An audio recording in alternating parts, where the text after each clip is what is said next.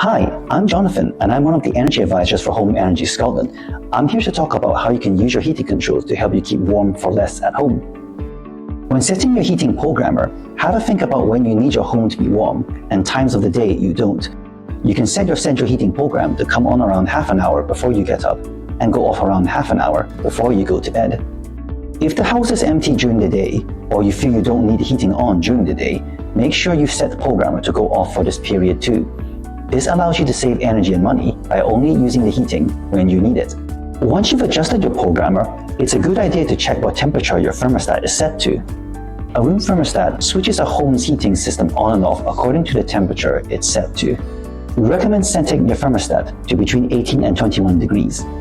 If you or someone in the home is older, unwell, has a disability, or if there's a young child in the house, then you may want to set it a bit higher, about 23 degrees.